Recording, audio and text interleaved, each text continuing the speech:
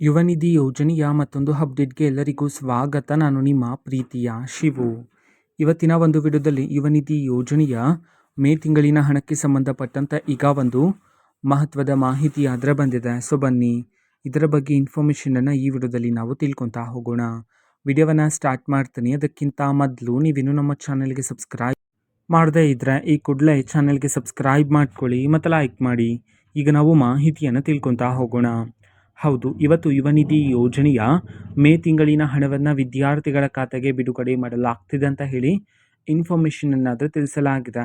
ಯಾವ ಜಿಲ್ಲೆಗಳಲ್ಲಿನ ವಿದ್ಯಾರ್ಥಿಗಳ ಖಾತೆಗಾದರೆ ಇವತ್ತು ಯುವ ನಿಧಿ ಯೋಜನೆಯ ಮೇ ತಿಂಗಳಿನ ಹಣವನ್ನು ಇವತ್ತು ಬಿಡುಗಡೆ ಮಾಡಲಾಗ್ತಿದೆ. ಈ ಒಂದು ಮಾಹಿತಿಯನ್ನು ನಾವು ತಿಳ್ಕೊಳೋದಾದ್ರೆ ಇವತ್ತು ಕರ್ನಾಟಕದಲ್ಲಿರ್ತಕ್ಕಂತಹ ಈ 16 ಜಿಲ್ಲೆಗಳಲ್ಲಿನ ವಿದ್ಯಾರ್ಥಿಗಳ ಖಾತೆಗಾದರೆ ಇವತ್ತು ಮೇ ತಿಂಗಳಿನ ಯುವ ನಿಧಿ ಯೋಜನೆಯ ಹಣವನ್ನು ಬಿಡುಗಡೆ ಮಾಡೋದಕ್ಕೆ ಸಂಬಂಧಪಟ್ಟಂತೆ ಮಾಹಿತಿಯನ್ನಾದರೂ ತಿಳಿಸಿರ್ತಕ್ಕಂಥದ್ದು. ಈಗ ನಾವು ಆ 16 ಜಿಲ್ಲೆಗಳ ಹೆಸರನ್ನು ತಿಳ್ಕೊತಾ ಹೋಗೋಣ.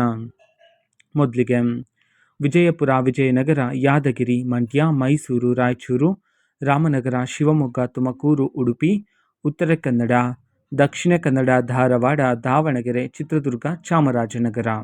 ಈ 16 ಜಿಲ್ಲೆಗಳಲ್ಲಿನ ವಿದ್ಯಾರ್ಥಿಗಳ ಖಾತೆಗಾದರೆ ಇವತ್ತು ಯುವ ನಿಧಿ ಯೋಜನೆಯ ಮೇ ತಿಂಗಳಿನ ಹಣವನ್ನು ಇವತ್ತು ಬಿಡುಗಡೆ ಮಾಡಲಾಗ್ತಿದೆ ಅಂತ ಹೇಳಿದೀಗ ಮಾಹಿತಿಯನ್ನಾದ್ರೆ ತಿಳಿಸಿರ್ತಕ್ಕಂಥದ್ದು. ಓಕೆನಾ? ಸೊ ಇದು ಇವತ್ತಿನ ಒಂದು ವಿಡಿಯೋ.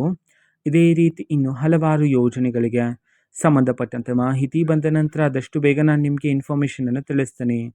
ಅದಕ್ಕೋಸ್ಕರ ಚಾನಲ್ಗೆ ಸಬ್ಸ್ಕ್ರೈಬ್ ಮಾಡ್ಕೊಳ್ಳಿ ಮತ್ತು ಇನ್ಫಾರ್ಮೇಷನ್ ಇಷ್ಟ ಆಗಿದ್ರೆ ನಿಮ್ಮ ಫ್ರೆಂಡ್ಸ್ ಆ್ಯಂಡ್ ಫ್ಯಾಮಿಲಿ ಮೆಂಬರ್ಸ್ಗೂ ಸಹ ವಿಡಿಯೋವನ್ನು ಶೇರ್ ಮಾಡಿ. ಜೊತೆಗೆ ಚಾನಲ್ಗೆ ಸಬ್ಸ್ಕ್ರೈಬ್ ಮಾಡಿಕೊಂಡು ಸಪೋರ್ಟ್ ಮಾಡಿ. So thank you. ಬಾಯ್.